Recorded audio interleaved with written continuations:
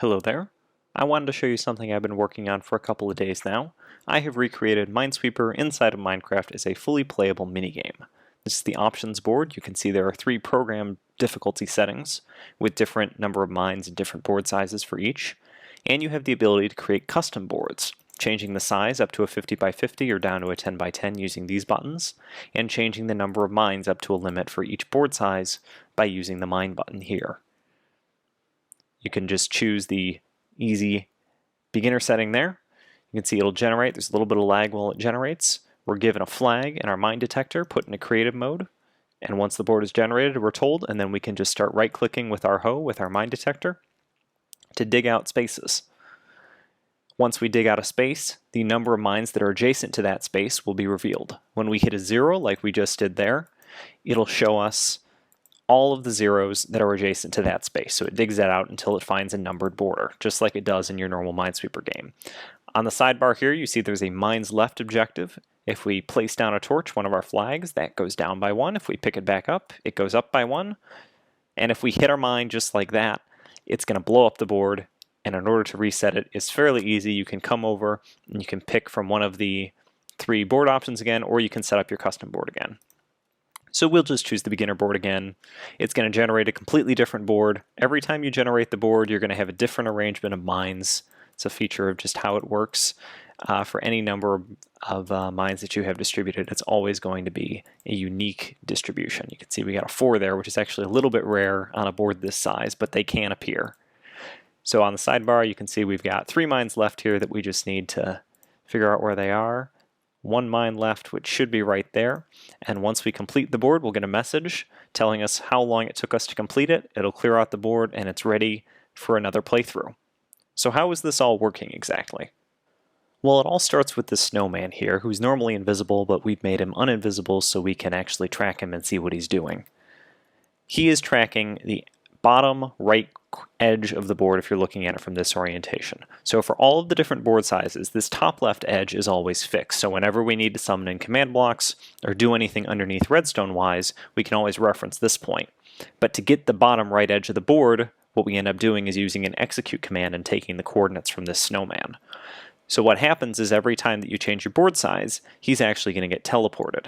So now he's marking out the distance between this top left edge and a 20 by 20 away bottom right edge. And we can bring him back. Now he's marking out a 10 by 10 space. So that's what he's doing and how the board size is tracked. Next up, we'll take a look at how exactly the mines are being generated. So there's a system like this that's down in the hole that's actually what's driving the main mechanism.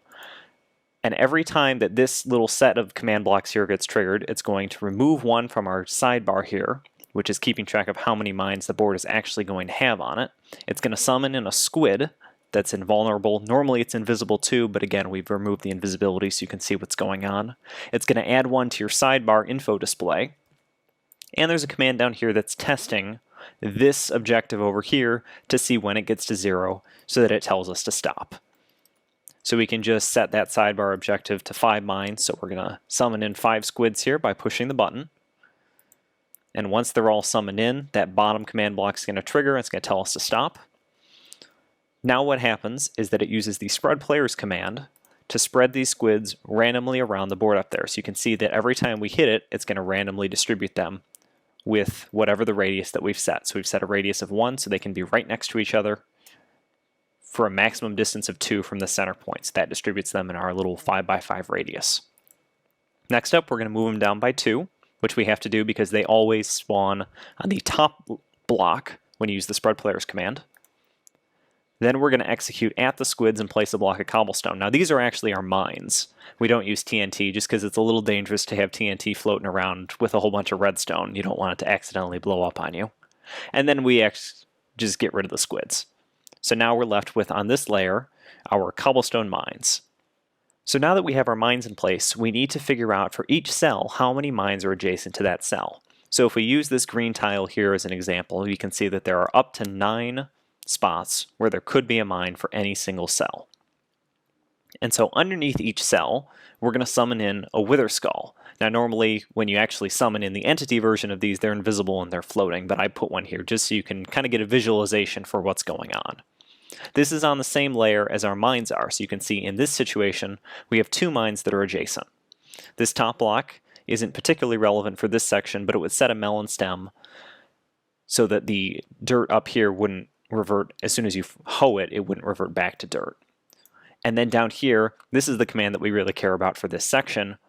This is going to move this column here down by 1 each time that this command block is activated. And there's a Wither Skull summoned at every single cell so that all of this can be done simultaneously. We're going to start off by copying that top left block down into between these two command blocks, and that happens again at every Wither Skull. Then this layer here, the cobblestone is replaced with redstone blocks, which, if there was a mine, is going to generate a redstone signal and move this down by 1. Then it continues. So the next cell that it would look at is this cell here, then the third, the fourth, the fifth, etc., all the way through. If there's no mine, then there's no redstone block, and the white wool doesn't move down by 1. If there is a mine, like there would be when we get to this second block, it would move down again. So what you're going to end up with is essentially a level map showing you how many mines are adjacent to each cell based on how far down the wool is. If it's right next to the command block, there are 0 mines. If it's 1 block down, there's 1 mine, 2 blocks down, 2 mines, etc. And then it's going to replace each level, it's going to replace the wool with command blocks depending on what level they're on. So for this top level here, there's a command that replaces dirt with farmland. And I'll explain a little bit more as to why it does that later. And then for the rest of these, there are command blocks that just summon in the Wither Skulls with custom names. So this will have a custom name value of 1, of 2, etc., which you'll paste in to replace this wool. So given that when you normally hoe a space, it doesn't actually generate a redstone signal, there's a little bit of trickery that's going on here so that you can actually generate a redstone signal just by hoeing. So if we just pull out a hoe here, we can see, let's just hoe a space and we'll come down. This first command block is going to create a clone of the top layer down here. Next, it's going to replace any farmland with redstone blocks. It's then going to get rid of any of the extra dirt, and then it's going to copy this level up to here, mass, so that it's just replacing air. And so this is going to trigger these two command blocks here. So it'll trigger the bottom one and the top one. Here we actually had a mine in place, so you can see that it sets a block of TNT. In the normal version, that would summon a block of prime TNT, and that would be what blows it up. If there wasn't a mine here, then this bottom command block would be from that tower there that we talked about. That would summon in either Wither Skull or it would summon in the farmland. And once it summons in the farmland, what actually happens, let's say this was, here, let's come over here. Let's say this cell right here is a 0. Well, what's going to happen is it's going to fill all of these in now with zeros, which again, when we go through that command block sequence again, is going to trigger all 4 of these command blocks, which is going to, if these are zeros again, it would expand out again until it finds something that's not a 0. The final segment of this is how it tests for when you've actually completed the board. And we do this through this series of command blocks, which again is a down in the hole and is a more complete version, but this is just an example of it.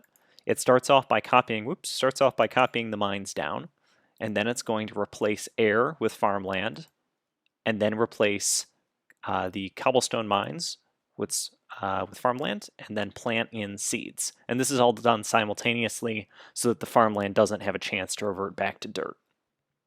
Finally, this last command block here is comparing the top layer of blocks against this layer of blocks. When the two match, as this is testing, if this was true, then it would say you win, and it would trigger the win conditions, it'd stop the clock, it would reset the board. But it's just constantly checking for whether that finished, completed board is matching your top board. That's how it checks. So that's basically how it works. There are a couple other smaller systems that I didn't go through. If you're interested, let me know in the comment section below. I'll be happy to explain those for you, or if you had any general questions. But feel free to download the map and check it out. There's going to be a link to it in the description below. Download it, have fun with it, play around, test it out, check out the redstone. The redstone's going to be just to the left of your playing surface here, underneath the sandstone if you wanted to look at that. Be careful if you're trying to run a 40x40 or a 50x50 board. Those can generate some serious lag. I'd like to thank you all for watching, and I hope you enjoyed.